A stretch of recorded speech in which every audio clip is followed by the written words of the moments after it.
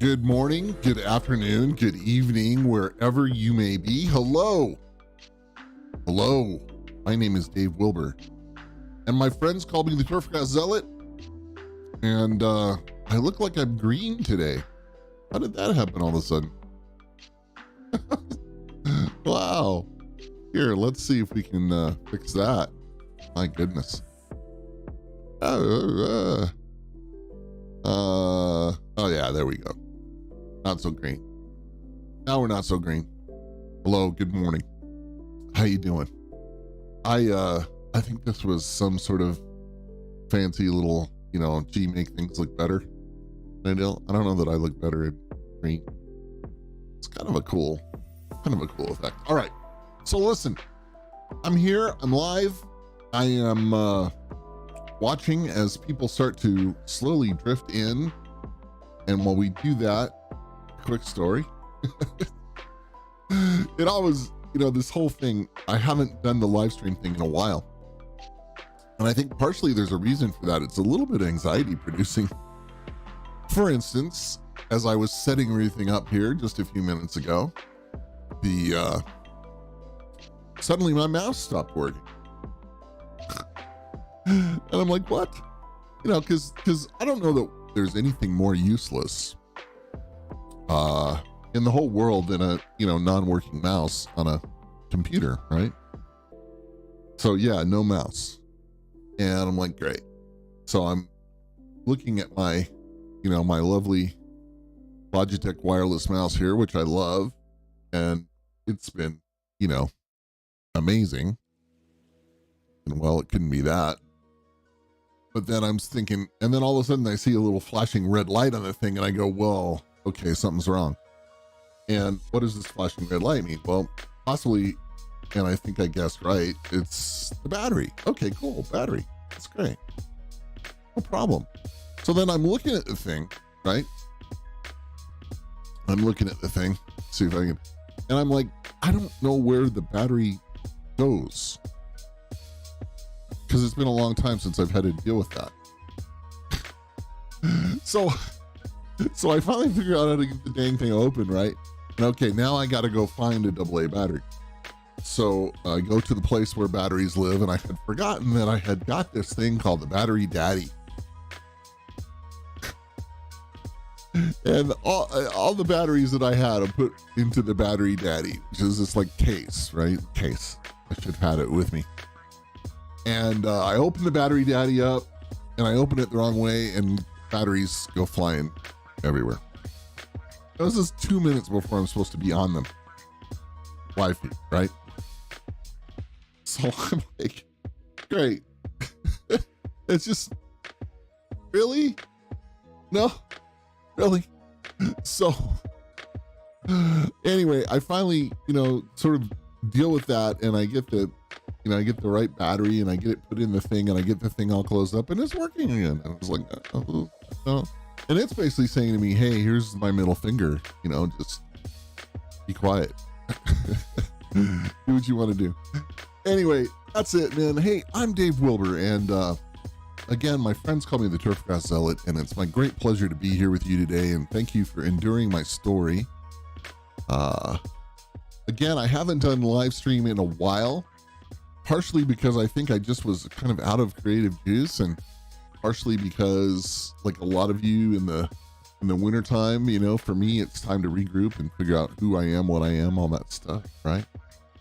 So, yeah, that's what I did. Anyway, that is kind of a cool, I know, Dave. Squirrel. Anyway, we are live this morning.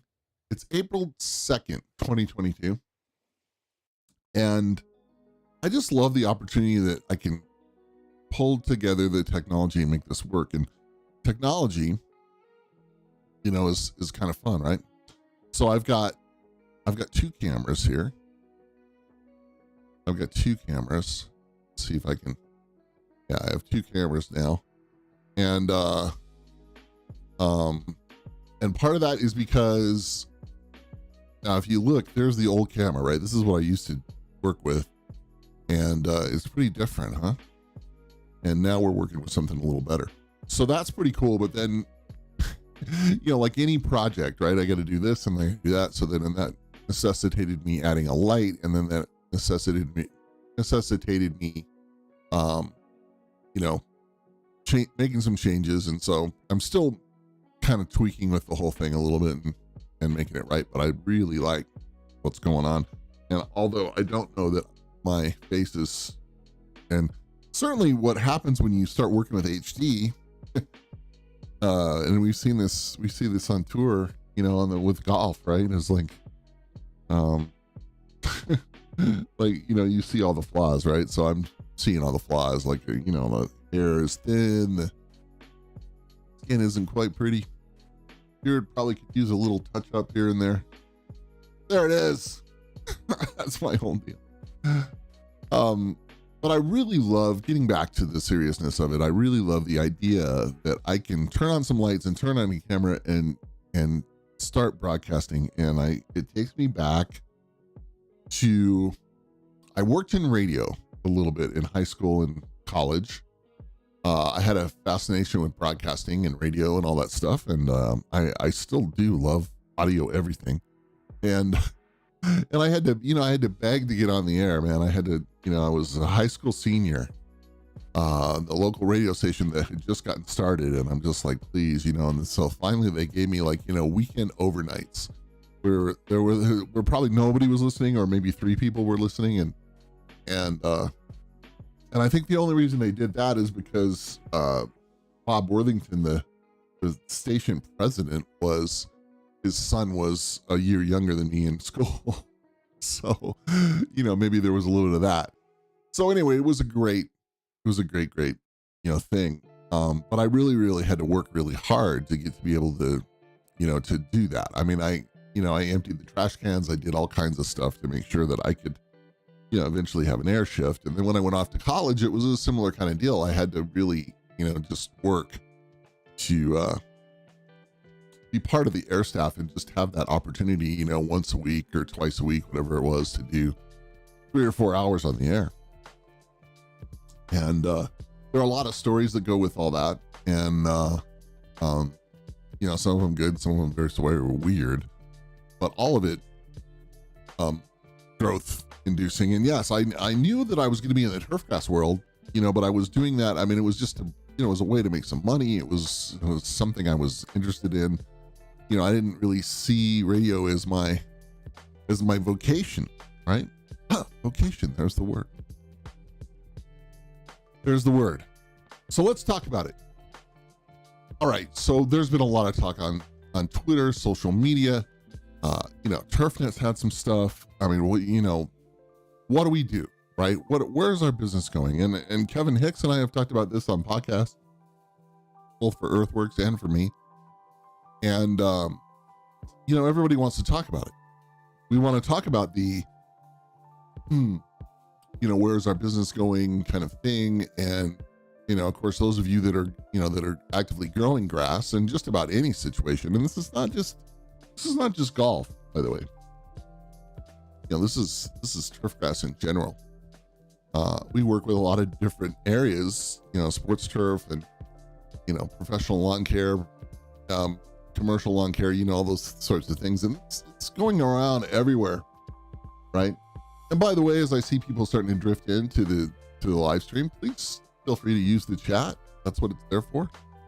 And I know a lot of you are watching on your mobile devices, and it's a little tougher, but again, you're more than welcome to add anything you'd like into the chat today. I'll make that available on the replays. The thing that I keep seeing is, we're not finding the people that we need to find, right? And the proof is 200 or so job listings out there right now for assistants. And that flows back and forth, right? Can't find an assistant superintendent, say the superintendents. And so it's gotten to be this big conversation. Like, what do we do? Does this mean the future of our business? What is it all about? And, yes, we've closed a ton of golf courses and the landscape has changed certainly since 2008. And then since COVID, more recently since COVID. And I think the thing that everybody keeps missing from all of this, and the thing that I want to kind of go back to, and let me just preface this by saying I am not jamming on, education, educators, any of that sort of stuff. I mean, I am going to speak about it, and it probably will be taken as a bit of a criticism, but that's okay. I'm fine with that. I can take the criticism myself. But here's the thing. And I'm going to go back to when I got into the business. I was working for Mike Kozak in Winter Park, Colorado. My hometown. The golf course was literally just a couple miles from my house. I met Mike. He put an ad in the high school bulletin kind of thing, and I had met Mike, I guess, he was working at Winter Park Ski Area that winter, and I just kind of knew who he was, right? He was the golf course guy, small town. And so, I met Mike at school, and I'm like, yeah, I need a summer job, and I didn't want to play cowboy anymore, and I think I've told that story to a lot of people. And Mike was great, and he just was a great boss and a great mentor and a great person, and he was very tough, and I needed that, right? I needed somebody, I needed a male figure in my life who was going to be tough, who wasn't like my father, kind of thing. And so I loved working at the golf course. I loved working for Mike. And I was used to hard work. I was, a ranch kid kind of thing. And so, the physicality of it didn't bother me a bit. And I just would, I'd shovel sand for him all day if I needed to. It was just fun, right? Every day was fun. And we had a small crew and a good crew and a bunch of nice people. And a lot of those people that are on that crew have gone on to, to stay in the business in various ways.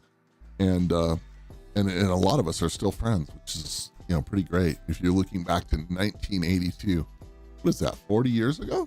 Yeah, like 40 years ago. Crazy. I had a great time with all that. And so one day Mike says to me, hey, what do you want to do? What are you going to do with your life? And I had been offered a pretty big scholarship to the University of Colorado in an engineering kind of thing through the Navy ROTC program. And it was not something I was very interested in. And I think knowing now with my kind of ADHD kind of thing and, all that, I wasn't sure I could make it anyway. So I wasn't feeling engineering. I wasn't feeling nuclear engineering. Okay. I wasn't feeling the military. I wasn't feeling any of that, much to the chagrin, I think, of my family, who really wanted me to, I think every family wants their son to excel. And so there was talk about me being a veterinarian for a little bit. I had that in my heart.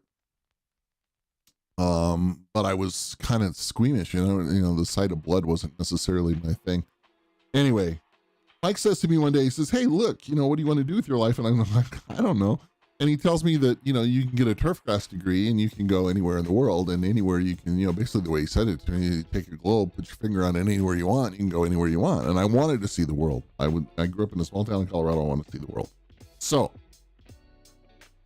I put my heart to that. Mike introduced me to, some of the right people, Dr. Butler from Colorado State, who was just about to retire. And I met Sam Kobayashi from Northeastern Junior College in Sterling, Colorado. And it all looked really good, right? And because I'd been very involved in 4-H and rodeo, and I was offered scholarships right away.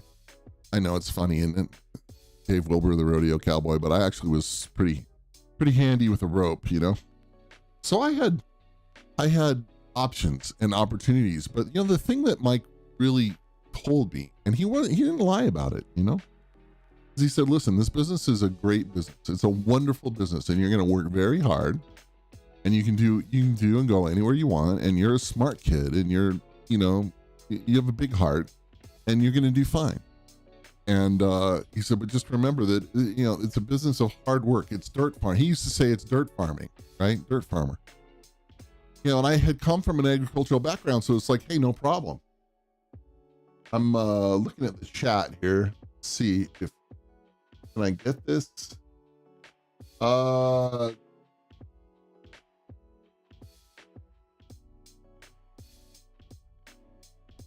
okay. So more Kozak stories. Oh gosh, how are you doing, man? Okay. I don't know why my chat box won't let go here. Trying to make it da, da, da, da, da, da. How come that isn't bigger? Oh well. See, these are the things. Welcome to live streams, guys, where you think you got it all figured out. Oh, Josh Clevenger, I am so sorry I missed that. Josh, how are you? Oh. See, here we go, right? Like, this is Josh Clevenger, one of the guys that worked for Mike Kozak at a certain point. And, you know, he's another great friend, and we've all, you know, done some cool stuff. And then, yeah, he's got a great job in Flagstaff, Arizona. Josh, I love you, man, and I'm glad. Not only am I glad to call you friend, but I'm just glad to have known you, you know, for all that stuff. Okay, sorry. I'm actually trying to make the chat box pop out here so that I can read it with my old guy eyes. There we go. There we go. Perfect. So anyway, I freaking love our business, right? I mean, I really do. I think we have gained, so I have gained so many great things in my life. I mean, listen, I've made a living. I've gotten to see the world. Some of you know my elevator speech. I mean, I've gotten to play golf on 7 continents. I've gotten to consult with Turfgrass in like 80 countries. For a kid from small town Colorado, I mean, what bigger, better, neater opportunity could have happened, for me, right? So I'm very pro greenkeeping, and I'm very pro turfgrass, and I've never, there's only been a couple of people that I've said, listen, this is not for you. And even then it's like, hey, maybe greenkeeping isn't for you, but maybe the landscape world is for you, or, whatever, right? It's like, stay in the business. And I think I told an agricultural oriented guy that, that the family farm was a much better avenue, that kind of stuff, right? So I've always been vocationally oriented to that standpoint. And so I think I was a little bit shocked as I started to meet people from around the country. And I'm going to focus in a little bit on the East Coast here. And I'm not trying to, pick anyone out. I don't have any personal axes to grind or whatever. I mean, yes, I mix it up on Twitter sometimes with some of the PhDs. It's not a big deal to me. These are all great people. And, if you can't stand the heat, right?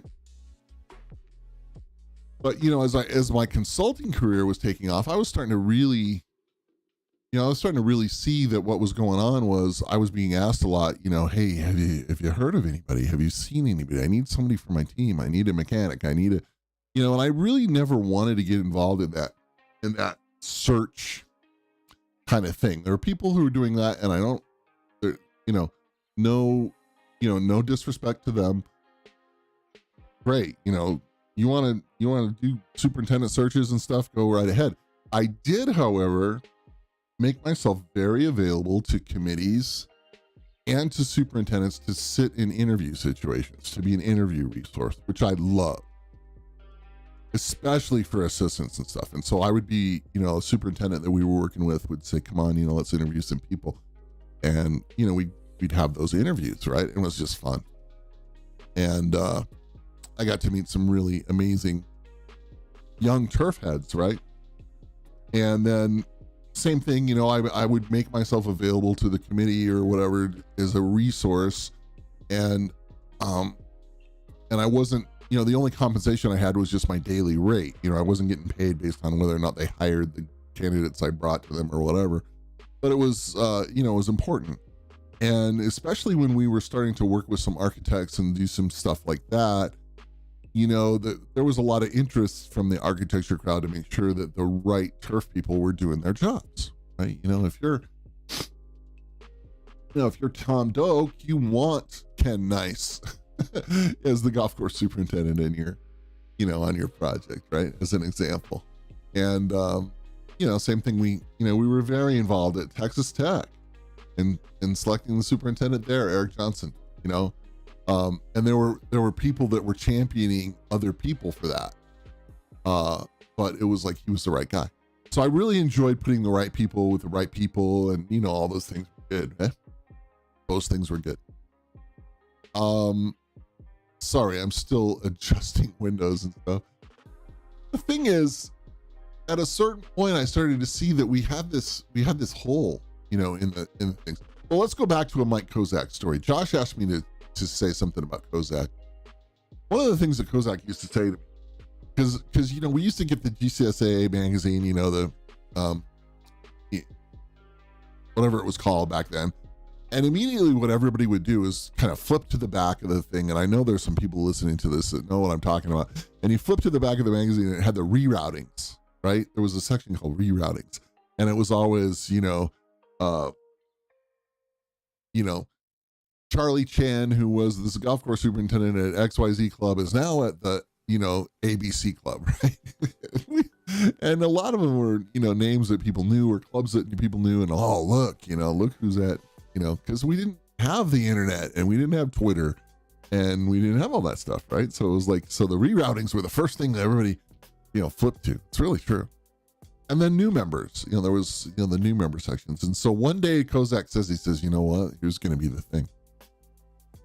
It says when the new member thing always outstretches the reroutings, there's going to be a problem. And that started to happen. We started to see tons of new members to the Superintendents Association and not that many reroutings. I was like, oh, look, the Kozak prophecy is coming true here. This could be a potentially big problem, right? Lots of people entering in. Now, this is where I said, no shade to my friends in education. But what we started to see and what I started to see is I started to meet a lot of young people. And I think one of the first people that I ran into in the mid 90s, who basically had been sold the bill of goods and basically had been told, look, if you go here and intern there and work there, then any great job that you want is available to you. Okay. And the person I'm thinking of, who's no longer in the business, I can't even remember her name. It doesn't matter. Was a complete moron. Really. He was not somebody you'd want on your crew. He actively, fragged his superintendent every chance he got in the pro shop. He had, bad relations with the employees. I mean, it was just bad, right? And so at a certain point, it's like, no. But, his whole deal was, and again, we're talking about somebody who's working at a great golf course on the West Coast. And his thing was, listen, I'm ticking the boxes because I'm going to end up in, wherever back east, and I'm going to get a great job because I have all this stuff on my resume. And it's like, well, dude, don't you think your references are going to matter? And he's like, not really. I mean, he freaking full on said that to me because his super asked me to sit him down and say, what's wrong with you? Why aren't you figuring this out? You can't be, I don't even want to. I mean, the stories were just, the overall conduct of the whole thing. And we started to see some more of that. As I was working in the Lake Tahoe, Reno, Tahoe, Vegas region, we saw people that were just coming just so they could party their asses off. Again, ticking the boxes, right? They weren't really applying themselves. They weren't those people that were sitting in the office at the end of the day or, sitting around the shop on a seed bag or whatever, trying to gain experience and gain knowledge and figure it out, And then the sad part of it is we started to see some of these folks getting, pretty good jobs after, a year as an assistant, or not even a year as an assistant. Now, let me qualify that. I moved very quickly from assistant to superintendent, partially because my superintendent moved on and I was there, and the director of golf for the Recreation and Park District that I was working for said, the job's yours if you want it. And I wasn't smart enough to say no. I was not ready. But I was 21. just about to turn 22. So, and that's the other thing. Ted Horton told me once, this business happens very young for a lot of people. A lot of people step into some pretty big gigs at pretty young ages. And look, let's face it, when you're in your 20s, you haven't really set your priorities together or whatever. I mean, I was definitely still trying to figure it out. And it took me a long time to kind of land. And I made a lot of mistakes. Everybody's going to make mistakes. So that just happens. But again, what we started to see is a lot of people who felt like, this word entitlement would come up. The business owes me something because I have ticked these boxes. And it's like, really? I don't know about that. Like, I never figured that the business owed me anything. I figured I owed the business. I owed my employers. I just didn't, it didn't really make sense to me. And then we started to understand that a lot of this was coming from, the university professors. And it was basically just, it was part of the recruiting spiel. Hey, come get your 2-year Turfgrass degree. And at that point, the 2-year thing was the thing. There weren't that many 4-year things even available. Come get your turf degree and the world is your oyster, and to a certain extent, that's true, right? But nobody was being taught the vocation. And so what we were seeing all these people who were coming and they I want to be the boss. Well, they'd never ground a reel. They'd never set up a mower. They'd never, if they did internships, a lot of it was spent on the end of a hose. It just wasn't cohesive. And we had to really hunt to find the talent. And I'm thinking about talent. I remember meeting Kevin Hicks when he was, an assistant. And I would meet people. I met Thomas Bastis and Scott Bauer as they were interning at, for the Pebble Beach Company. And, just still in school, right? Still figuring it out. And it's like, Scott was at Michigan State. Thomas was at Cal Poly. And they were, these were the guys that ran up to me and said, hey, can we have some questions and stuff, right? Matt Dunmeyer. I'm just thinking of a ton of people that, probably will eventually listen to this and be embarrassed, and that's too bad. And so, I started to develop this kind of little black book of, of talented young people, and then somebody would call and they would say, hey, I'm looking for somebody, or I just took a new job here or there. And I say, yeah, I got somebody for you. Got somebody you ought to talk to. And I love that. And I never took any compensation for those things. The only compensation I ever took, going back to it again, was just, if I sat on an interview sort of situation, then, you were paying my daily consulting fee, whatever that was at the time. But again, my questions to those people when they were sitting in an interview were, I wasn't asking them stuff that was, part of their whole college textbook thing. One of the great interview questions that I used to ask all the time is, what are you reading? What's by your bedside? And there were awesome answers to that. They were truthful answers. One guy says, well, I read motorcycle magazines. So that's what's by my bedside. I'm like, okay, great. So you have an interest. That's cool. A lot of people had some self-help books sitting by the bedside. A lot of people were like, I don't really read, which wasn't really a good answer. And of course, some people, thought that they could bullshit their way through it and tell me that, James Baird's book was, that Turfgrass Science and Culture was the only book on their bedside. And it's like, oh, bullshit. Come on. Read some Tom Clancy, right? So anyway, I definitely I made sure to, to suss those people out and to give them some coaching tips and say, hey, listen, there's a way to go through this. There's a way to do this. Please do it in a better way, for yourself, for your next interview, because you're not going to get this job because, you weren't prepared, right? And preparation to me was a big thing. You walk into an interview situation as an assistant, a second assistant, whatever, you know anything about the club, you know anything about the people that you're going to be around and all that. It's like, no, bad, right? Bad. I remember one time we interviewed a a guy who was, for a real, kind of deep, cool season job. And the only place he had ever been was, in warm season grass, but he'd done his homework, right? Like he'd worked on it a little bit, and he had some thoughts and some ideas. And it's like, okay, this is good. Like this person will make that agronomic transition. Right? Pretty cool. But what I kept seeing over and over again is that the vocation, the hard work part of it, that hard work thing that Mike Kozak instilled in all of us that worked for him, the many of us that worked for him. In fact, you know what? Kevin Breen, the current president of the GCSAA, was one of Mike's assistants. He was an assistant at Lahon Golf Club for Mike. Had been a superintendent before that in New Mexico, and took the assistant spot because he knew, at a high end deal, right? I mean, hats off to Kevin. Great guy. So excited to see him so deeply involved in the association. And I don't get to talk to Kevin as much as we used to talk, but man, what a cool thing. So do you know what I'm saying? Like, we have this population of really cool people around us. And it was very easy to figure out. There was a lot of Darwinism. It's like, you're not going to make it. Sorry, you're just not going to make it. You're not good enough, or you're not dedicated enough, or whatever it may be.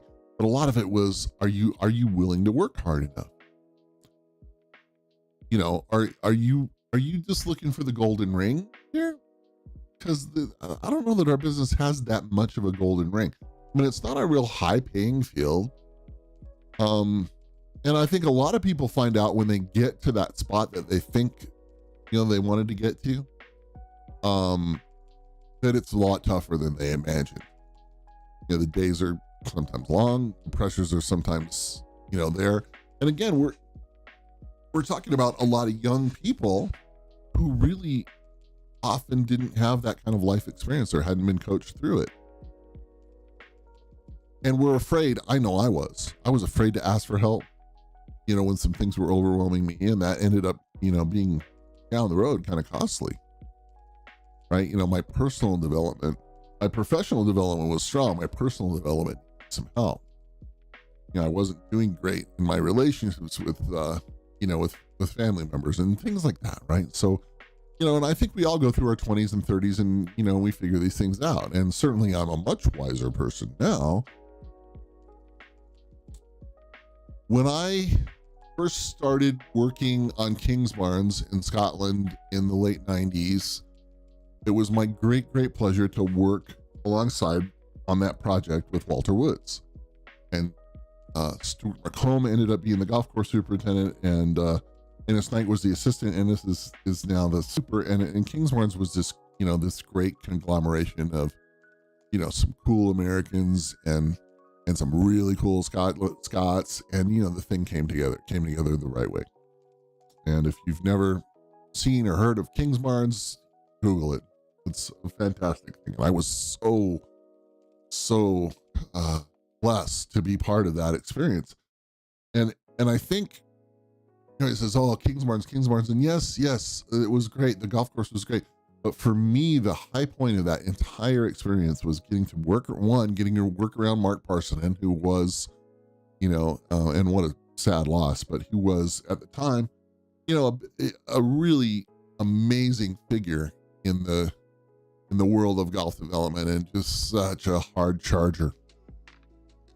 And you want to talk about a hard worker? This guy was the hardest working human I'd ever seen. Walter and I both agreed on that. And then to get to meet and know Walter Woods, and to kind of go through this banking machine of him, sussing out whether I really had the quote unquote it factor and all that sort of stuff. And then to be able to call him a friend and a mentor and have that mean something, it's quite special. And I miss Walter, and I think about him a lot. Walter and I were having a discussion one day, and this is the meat of my thing. It's taken me however many minutes to get to this part. But the meat of my thing is, Walter said to me one day that he had been very involved in speaking up in Great Britain and with BIGA and with places like Elmwood College and all that, about the fact that our business is vocation. That greenkeeping is a vocation. And that not everyone is going to get to be a golf course superintendent. Not everyone needs to be a golf course superintendent. There are not that many golf course superintendent jobs out there as opposed to quote unquote greenkeeper jobs. And what we needed to do as educators and as mentors and all that sort of thing is make sure that our turfgrass programs, whatever they be, weren't just about, these bookwormish things. And one of the things that he kind of made fun of is he said, there's the memorization of, of hundreds of Latin names of woody plants, which by the way, one of our turfgrass programs really prided itself in. Like the people that would come out of that program were like, we know all the Latin names of every, and it's like, and Walter just was like against that stuff. And he was like, no, I want people to know how to grind a reel. I want people to know how to set up a reel. I want people to know how to be a greenkeeper, right? Now, the Scottish greenkeeping tradition and the tradition that he came from was, the greenkeeper was, was a very central figure, right? The head greenkeeper at a great Scottish golf course was also a club maker, was also, it was really out of the old Tom kind of, thing. That thing was very much alive, so for Walter's thing, I mean, he knew the game inside and out. I mean, when I met him, he was playing it was a 3.5 handicap. I mean, some crazy thing. It was a guy who was just a stunning golfer, right? You wouldn't, when you first saw the swing, you'd think, huh? But then it's like, yeah, it's down the middle every time. Like the guy never mishits the ball, which is the key to links golf, right? Just don't hit it sideways. A key that I never really quite figured out.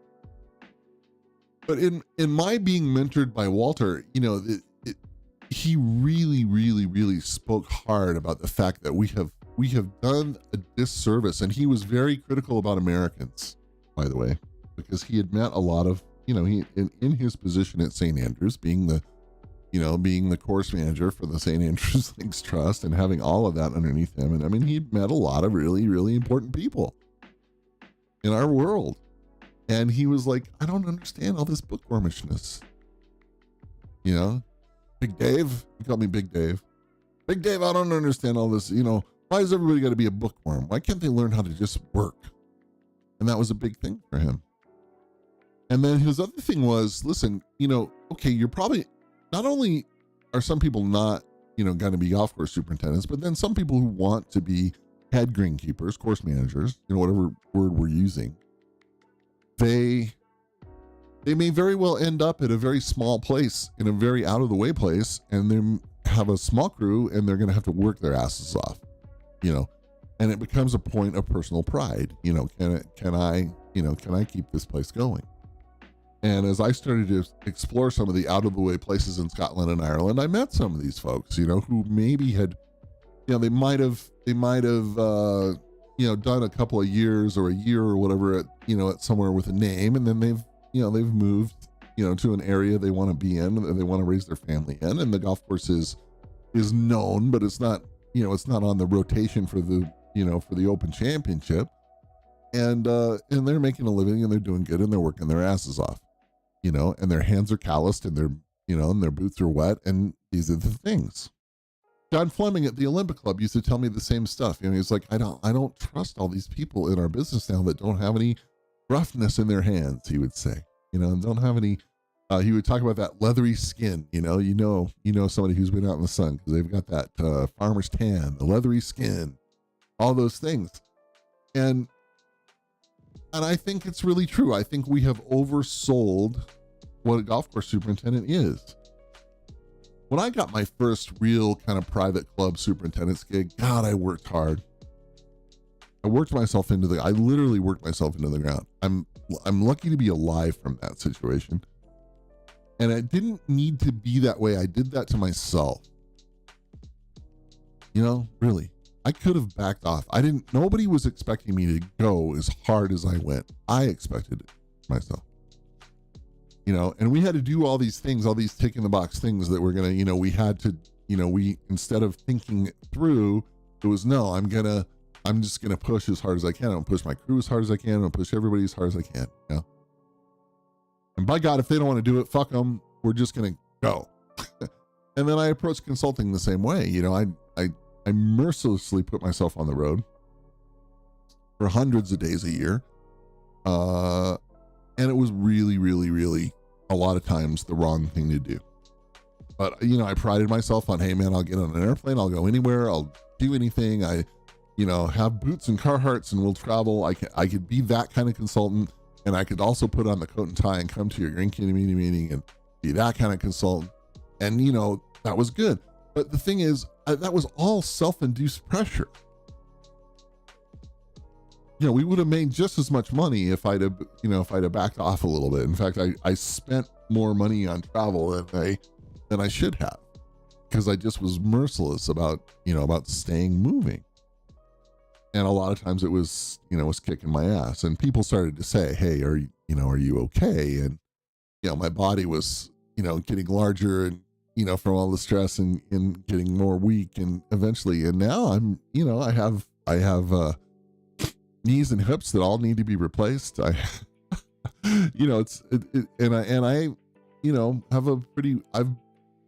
I've very openly talked about my mental health through all that, and my broken relationships and all the things that, and everybody talks about sacrifice, right? Nobody wants to sacrifice in our business. Well, like, what do you really have to sacrifice for greenkeeping? That's a tough one. One of the things that I know now about a guy like Mike Kozak, while he was hard charging, pushed it and all that sort of stuff, he also had a really good life balance, and he knew how to handle that stuff.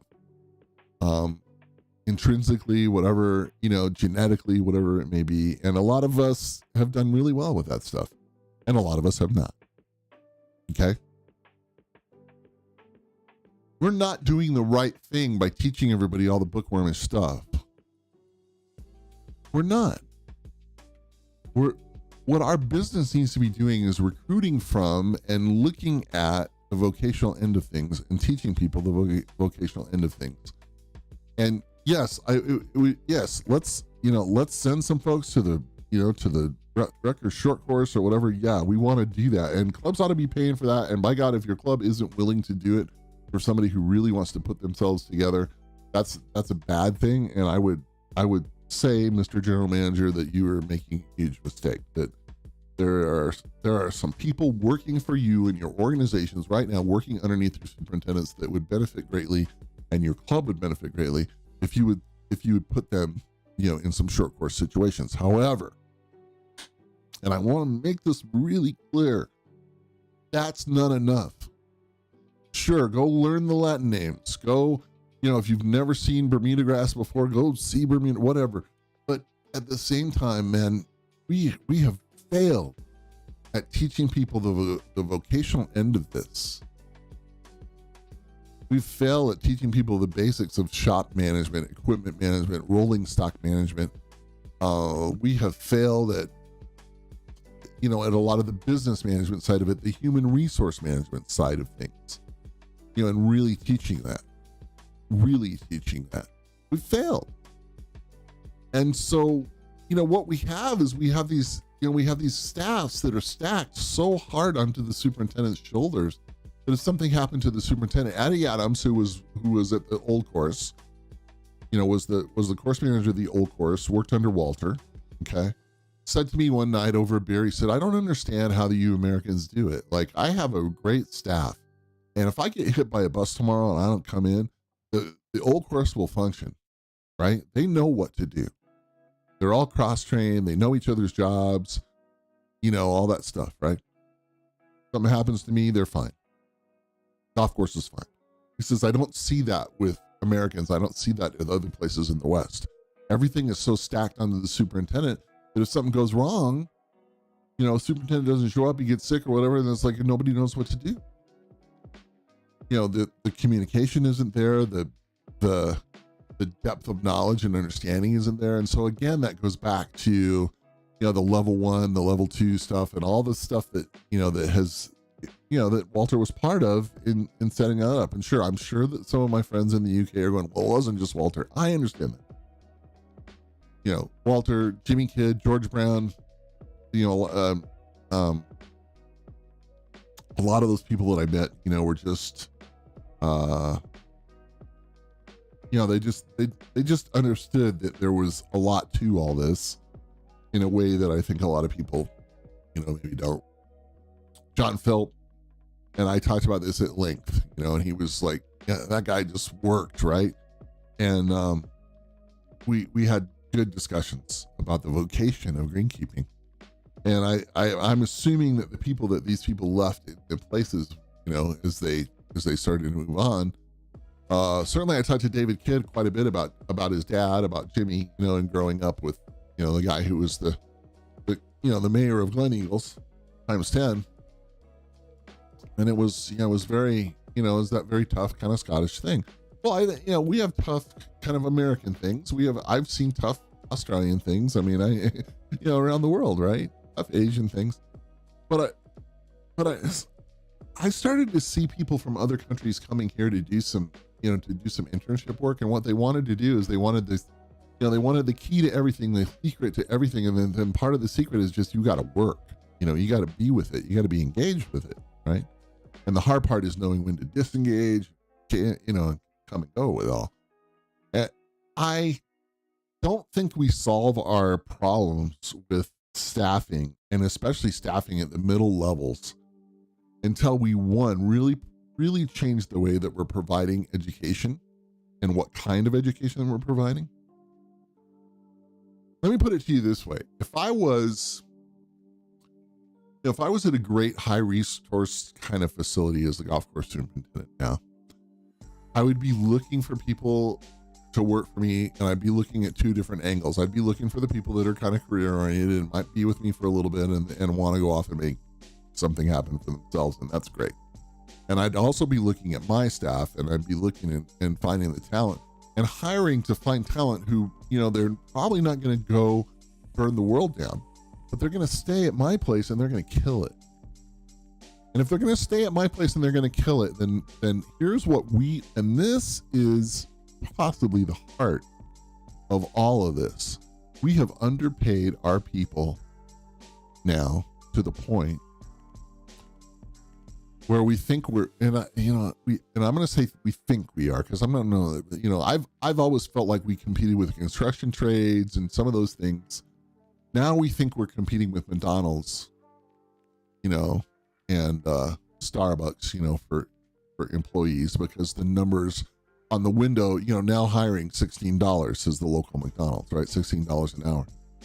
And, I know a lot of clubs that are paying just about that, or maybe less, for really qualified greenkeepers, for people who, we put $100,000 worth of equipment in their hands and send them out. And it's like, I expect them not to mess anything up.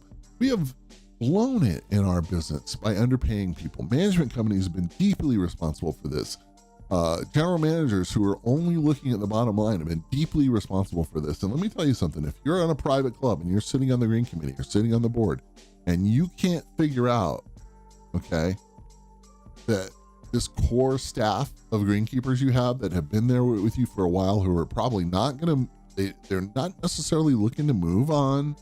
They're not going to go be golf course superintendents, but man, they want to do good work at your place. If you can't figure out that your budget's got to change and you got to pay them a living wage, you are part of the problem. You're the problem. Okay. And we used to laugh about some of the numbers that we would hear for, in places, especially with union jobs and stuff like that. Man, that guy's riding a ferry more, $50,000 a year. No, it's $25 an hour for a full-time person. Well, back in 1982, yeah, that $50,000 a year, union mower guy was like, it was kind of laughable, but now it's not so laughable. We have to change. Golf has to change if we're to survive all this. Right. So one, let's recap that as I see it. Dave Wilber sees it. One, we need to change our educational focus and provide more vocational education. And again, if I was at that high-end facility, remember I told you, we would have the people that are, coming and going. If they want to, be that way, we would definitely have a stronger program than I've seen in most places for the people that are there, right? For them to continue to learn and grow. And listen, learning and growing for people is different in different ways. How about language? I know some superintendents now that bring in an English tutor, for their Hispanic guys, or their, whatever it may be, right? And like, once a week they go to English class for, an hour, half an hour, whatever it is. It's so good, man. Like we have to do that. If I was at one of those facilities, you bet that I would be bringing in, the experts, the vocational experts, and letting them do mini seminars or classes or whatever. And yeah, I know. So, we got 10 guys and now they're out on the golf course. Well, please tell me that there isn't a day here and there where there's an outing or a tournament or whatever at your place where your guys, they're wandering around the shop, cleaning stuff and doing all that sort of stuff. No, man. Now put them in the break room, and let somebody gain some education. Teach these folks to work. Your surly mechanic who doesn't want to talk to anybody has got to learn how to teach people, how to be part of setting up equipment and stuff, right? It's got to happen. That way you can get along with less people. And yes, you're going to pay them more, but they're going to know more. And I don't understand why we're not doing that. So again, if I'm at that facility, you bet I'm bringing in the guy who knows the world about reel grinding, and we're going to have a reel grinding class, and I'm going to take 4 or 5 employees and they're going to learn, and I'm going to bring in Dave Wilber in and have him, talk about the business or do some coaching or talk about soils or, some agronomy subject or whatever, and let him bring his laptop and, put the projector on and, do a quick class. Why are we doing what we're doing? What is this organic fertilizer? What is this water treatment thing? Whatever, right? Like that's what I would be doing. There are people that are doing that. I heard about a superintendent the other day who constantly is, flying in experts, and what they do is they basically just seminar for themselves, right? And I love that. Okay, now you're listening to me and you're saying, hey, Wilber, I am not at one of those high-end facilities. What do I do? Well, you start asking. You're buying equipment, aren't you? You're, you know what we've done? We've let our equipment people and everybody else, throw parties for people and sponsor bizarro stuff or whatever. And what they ought to be doing is they ought to be taking that money and putting it back into our business by helping their actual customers, especially the ones that need help. Instead of buying beer and chicken wings for everybody, how about, putting together a good free seminar and, taking 5-10 employees or whatever from 4 or 5 local clubs and put them in the room and give them some chicken wings and teach them something, right? Because everybody at that level has something to teach. And now we have all these, these ex-superintendents who are directors of agronomy for these companies and all that sort of stuff. Look what Earthworks is doing, right? Just putting out as much information as they can, And sure, Joel will probably buy some beers and some chicken wings for some people along the way, but they're also investing in their client base. And I see a lot of companies that they're saying no, right? And yes, you can't say, I've been there, you can't say yes to everything. Commercial people are being hit up for so many things, but it's just time to make some changes. It really is. So I'm going to end up cutting this live feed up and using it in a couple of, ways and dropping little sound bites and stuff on people. But this latest debate that's kind of happened on Twitter and all that sort of stuff has really driven me crazy. And the solution is not just, hey, or, our club will send you to Rutgers or our club will send you to Penn State. I mean, sure, those things that, that needs to happen. And I agree with that to a point. I don't think those people are, you got to understand that a lot of times when you're investing in something like that, they're going to take the next best offer that comes along and they're going to be gone. I'm much, much, much more concerned about those, B and C players on your staff that could become B++ players and C++ players or move into B. There's a lot that they could learn. I was talking to an irrigation tech one day, just hanging out, waiting for the superintendent to show up, talking to this irrigation tech, and was asking him if he knew how to audit, an irrigation thing or knew what DU. We were talking about DU, right? And he didn't know what that was. This guy was smart, he was engaged.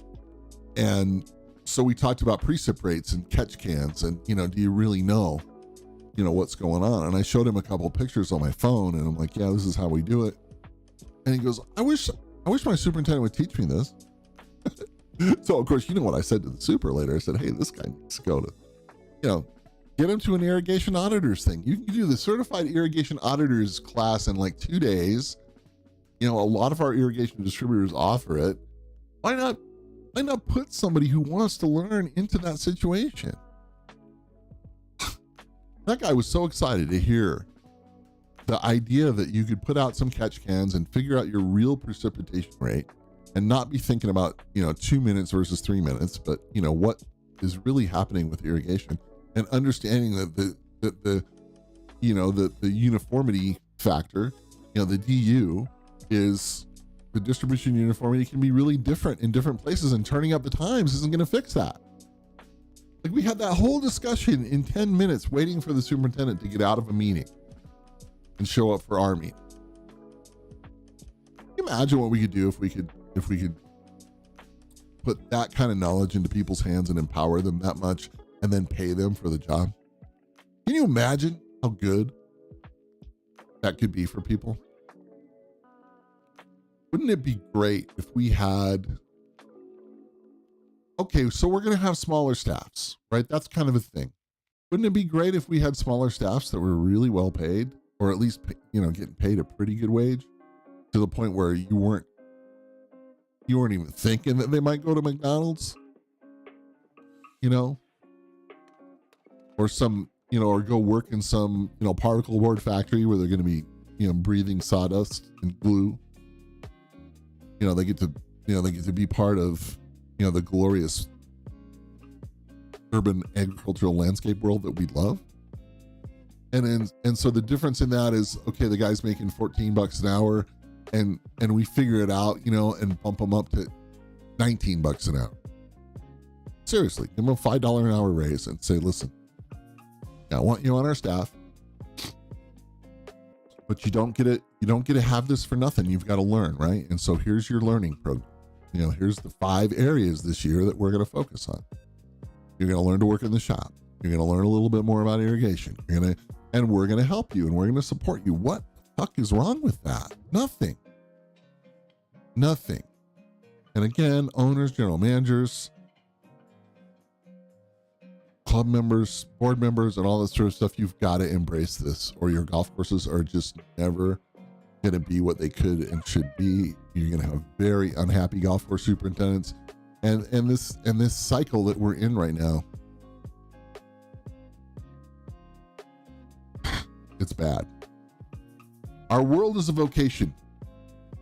Yes, it's a profession, but it is a vocation, and greenkeeping is a deep, amazing, historied thing.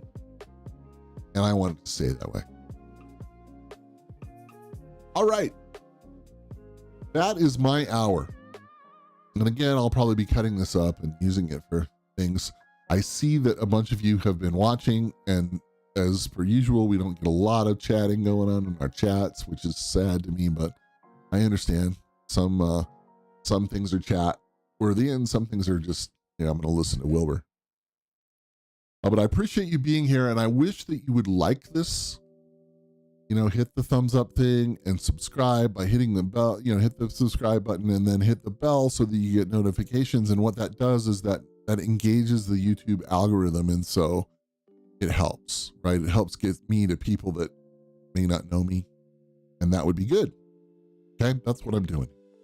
Doing this on my own, doing this with, with my own strength and my own desire, if you will, and my own passion for what we're doing. And yeah, I'm not going to shy away from the tough subjects. I'm happy to be here. And as far as my business goes, we're back at it. Coaching, consulting, doing it in a way different thing than pre-COVID, but I like it and things are good there. So if you're, this is the pitch. If you need an agronomic advisor, if you need somebody who's going to work with you on a deep, focused level, if you need that coach, if you need somebody who's going to, really, really dig in with you on some things because you don't have the time, just do it. I am that guy. I'm that guy. And my depth of experience and knowledge and all, and my just desire to work hard is there. But what I've come to realize and love is that I want to make clients look good, and I've always wanted to do that. And I have a pretty long list of people that I've helped get to some pretty good spots, and I love it. I really do. All right, that's it. I'm Dave Wilber. This is the Turfgrass Zealot Projects. I am the Turfgrass Zealot, and I think what I'm going to do is I'm going to end things here, and I'm just happy to be here. Please have a great day, great week, great, whenever and however you're listening to this. I want you to know that I care about you and I love you, and I want you to do well. I was kind of looking at the stream to see if anything was going to pop up in the chat, but it doesn't look that way. And again, I wanted to kind of keep this around an hour, which we're rolling on into there. So there we go. Thank you for being you. I'll take any of that you that I can get. Have a great day.